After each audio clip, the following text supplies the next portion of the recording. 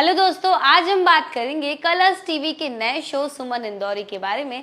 जी हाँ, ये कहानी है एक ऐसी लड़की की जो कि हमेशा से सिर्फ दूसरों के बारे में सोचती है और ना कि सिर्फ अपने ही बारे में सोचती है। दूसरों का भला करने का सोचती है, दूसरे के मैटर्स को सॉल्व करने की कोशिश करती है। और इसी के साथ आपको बता दूं कि भाई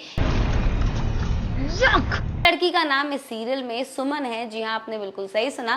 कहानी में हमें देखने को मिलता है कि भाई किस तरह से सुमन जो है हर किसी की मदद करने की कोशिश करती है, हर किसी का भला करने की कोशिश करती है। और कहानी की शुरुआत होती है सब्जी मंडी में हो रहे एक बड़े झड़प से। जी हाँ, हम देख सकते हैं कि भाई यहाँ पर मूसलाधार बारिश हो रही है और इसी बीच भाई यहाँ पर सब्जी मंडी में सिर्फ एक ही ट्रक आलू आया है। जिस आदमी का वो ट्रक है, अब उसे तो बहुत ज्यादा घमंड हो गया कि भाई सब्जी मंडी में किसी के पास आलू ही नहीं है, आलू तो सिर्फ मेरे पास है, तो मैं आलू के दाम को बढ़ा दूंगा। और इस मैटर को सॉल्व करने के लिए हमारी सुमन इंदौरी जी को बुलाया जाता है। जी हाँ, कहानी में हम देख सकते हैं भाई किस तरह से इस मैटर को सॉल्व करने के लिए पहुंच जाती है सुमन, और बेहद चालाकी से, बेहद शांति के साथ इस बार हमारी सुमन मैडम जो है इस काम को अंजाम देती है। बेहद अच्छी तरीके से वो समझाती है सभी लोगों को, जिसकी वजह से यहाँ पर हमें ये देखने को तो मिल रहा है कि भाई किस तरह से सुमन जो है हर चीजों को बेहतरीन तरीके से संभालते हुए नजर आ रही है। और इसी के साथ आपको बता दूं कि आने वाले एपिसोड में हमें देखने को मिलता है कि भाई किस तरह से यहाँ पर सुमन इस बार एक मंदिर में पहुंचती है, जहाँ पर पंडित जी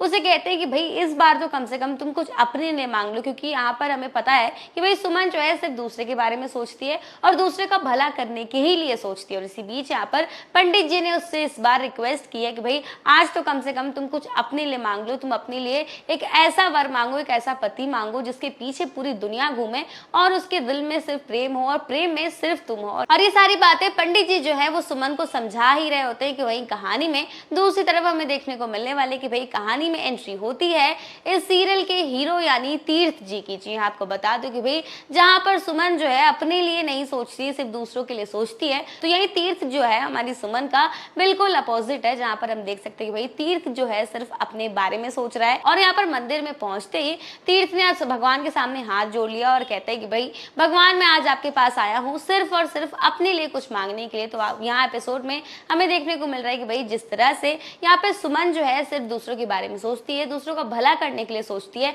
अपने लिए सपने नहीं देखती, तो वहीं यहाँ पर तीर्थ जो है वो बिल्कुल अपोजिट है हमारी सुमन की। और हम देख सकते हैं कि भाई किस तरह से वो सिर्फ अपने बारे में सोचता है, अपना भला सोचता है। और इसी के साथ आपको बता दूं कि भाई कहानी में बेहद बड़ा ट्विस्ट आने वाला है, क्योंकि भाई सुमन को राजनीति से बेहद नफरत है और वहीं दूसरी तरफ भाई तीर्थ जो है उसकी पूरी जिंदगी ही राजनीति है। आने वाले एपिसोड में ये देखना बेहद इंटरेस्टिंग होगा कि क्या होगा जब सुमन की जिंदगी में एंट्री होगी तीर्थ की।